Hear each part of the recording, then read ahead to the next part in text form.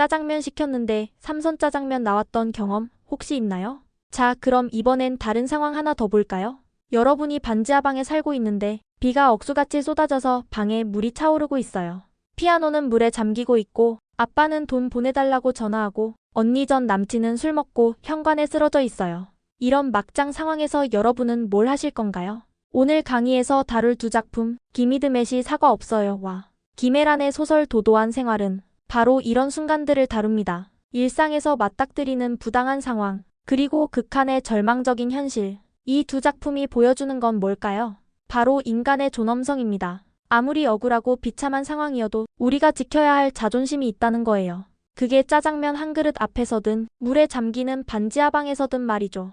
이번 영상은 고1 공통국어2 해냄 교과서입니다. 자료는 더보기란에서 무료로 다운로드 가능합니다. 꼭 받아서 같이 보세요. 오늘 강의 끝까지 들으시면 사과 없어요의 아 어쩐다 반복만 들어도 화자의 정서를 5초 안에 파악하게 되고 도도한 생활의 제목이 왜 천재적인지 이해하게 되실 겁니다. 두 작품 모두 시험 출제율 100%예요.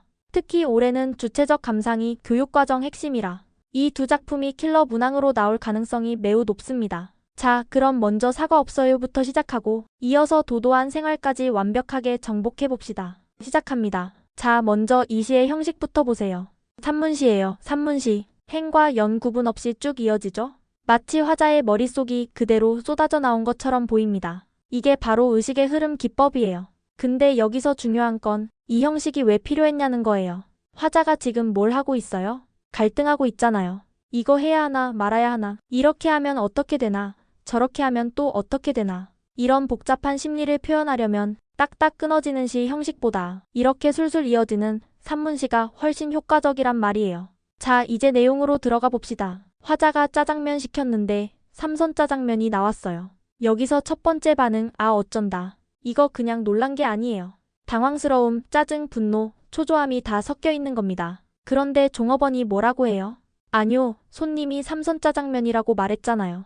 완전 적반하장이죠? 여러분이라면 어떻게 하실 건가요? 화자는 여기서 세 가지 선택지를 고민합니다. 첫째, 주인 불러서 바꿔달라고 해야 할까요? 둘째, 그냥 먹어야 할까요? 셋째, 종업원한테 사과받아야 할까요? 근데 화자가 왜 망설이죠? 여기가 진짜 핵심이에요. 그러면 이 종업원이 꾸지람 듣겠지. 어쩌면 급료에서 삼선 짜장면 값만큼 깎이겠지. 급기야 쫓겨날지도 몰라. 이게 뭐예요? 단순히 착한 사람이라서 그런 게 아니에요. 사회적 약자끼리의 연대의식이 작동하는 거예요. 화자도 약자고 종업원도 약자인 거죠.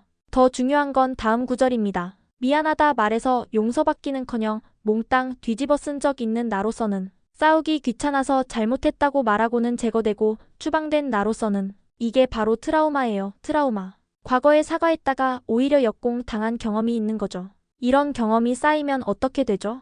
학습된 무기력에 빠지는 겁니다. 그래서 결국 화자는 어떻게 해요? 그래 내가 잘못 발음했을지 몰라. 자기 합리화로 끝나는 거예요. 마지막 구절 보세요. 전복도 다진 야채도 싫은데도 먹어야 하는 상황이 펼쳐집니다. 이게 현대인의 비극이에요. 자, 이제 제목을 다시 봅시다. 사과 없어요. 이거 누가 하는 말일까요? 종업원이 화자한테 사과 안 한다는 뜻일까요? 아니면 화자가 종업원한테 사과하라고 요구하는 말일까요? 정답은 둘 다예요. 이런 걸 다의적 해석이라고 합니다. 시험에서 이런 거 물어보면 제목의 중의적 의미 찾으라고 나와요. 그런데 여기서 더 깊이 들어가면 사과가 단순히 미안하다는 말이 아니에요. 사과는 권력 관계를 드러내는 행위입니다. 누가 누구한테 사과하느냐에 따라 강자와 약자가 결정되는 거죠. 이 시에서 화자는 사과를 못 받아요. 종업원도 사과를 못 해요. 왜요? 둘 다 약자니까 그래요. 약자는 약자끼리 싸우면서도 서로를 이해하고 있는 거예요. 자, 이제 표현 기법 정리합니다. 첫째, 아 어쩐다 반복이에요. 이거 시험에 100% 나옵니다. 반복을 통한 정서 강조죠. 화자의 답답함과 체념을 효과적으로 드러냅니다. 둘째, 산문시 형식이에요. 행과 연 구분 없이 의식의 흐름대로 전개됩니다. 화자의 복잡한 내적 갈등을 자연스럽게 표현해요. 셋째, 일상어 사용입니다. 이봐요, 단무지, 짜장면 같은 일상어로 현실감을 높였어요. 넷째, 대화체 삽입이에요. 화자와 종업원의 대화를 직접 인용해서 상황을 생생하게 전달합니다. 자, 이제 주체적 감상 이야기를 해봅시다. 이 시를 읽고 여러분은 어떤 생각이 드나요? 어떤 학생은 이렇게 말할 수 있어요. 화자가 너무 소심해. 당당하게 말해야지. 맞는 말이에요. 그런데 또 다른 학생은 화자의 마음 완전 이해돼. 나도 그런 적 있어. 이것도 맞는 말입니다. 이게 바로 주체적 감상이에요. 정답이 하나가 아니라는 거죠. 다만 여러분의 해석에는 근거가 있어야 해요. 텍스트에서 찾을 수 있는 근거 또는 여러분의 경험에서 나온 타당한 근거가 필요합니다. 자, 그럼 이제 두 번째 작품으로 넘어가 봅시다. 김혜란 작가의 소설 도도한 생활입니다. 솔직히 말해볼까요? 이거 제목만 보면 무슨 재벌집 딸내미 얘기 같지 않아요? 도도하다는 말 보통 그럴 때 쓰잖아요. 근데 이 소설 전혀 아닙니다. 완전 반대예요. 주인공은요, 곰팡이 피는 반지하방에 삽니다. 아빠는 빚보증 잘못 써서 집안이 망했고요. 언니랑 둘이서 서울 반지하방에서 정말 하루하루를 힘겹게 버텨내고 있어요. 어때요? 이게 도도한 생활로 보이시나요? 아니죠. 이 소설은 그냥 가난한 청년 이야기에서 끝나지 않아요.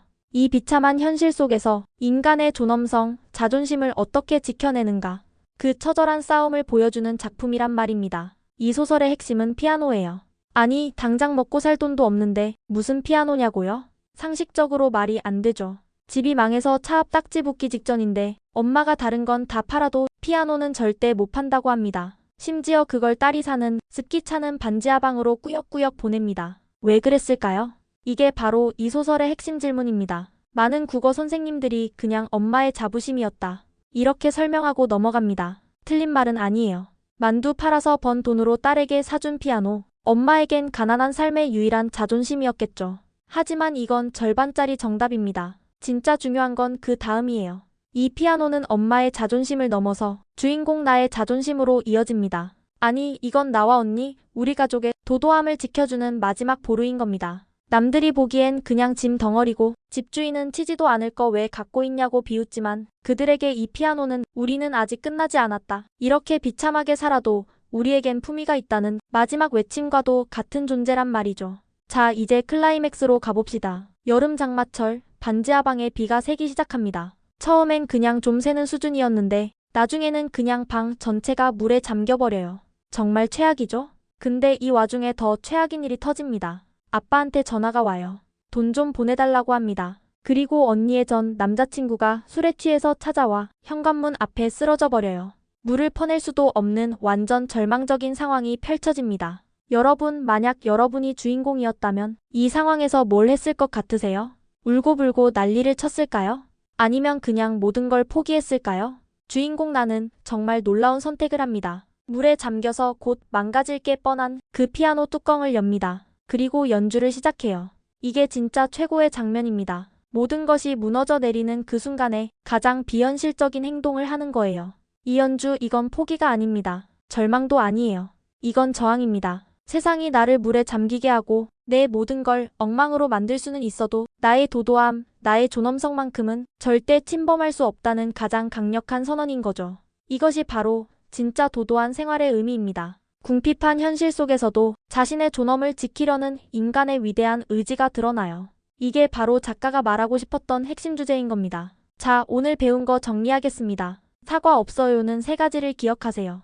첫째, 어쩐다 반복은 화자의 내적 갈등을 드러냅니다. 둘째, 산문시 형식은 의식의 흐름을 표현해요. 셋째, 제목은 중의적 의미를 갖습니다. 도도한 생활도 세 가지입니다. 첫째 제목 도도한 생활은 역설적 표현이에요.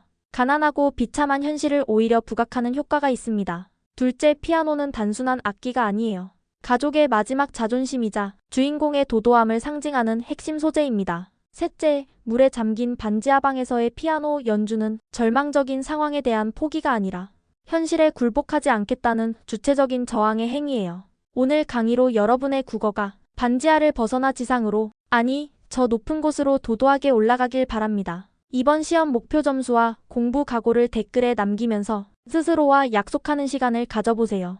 이 강의가 도움이 되셨다면 좋아요와 구독은 다음 강의를 만드는 데 정말 큰 힘이 됩니다. 감사합니다.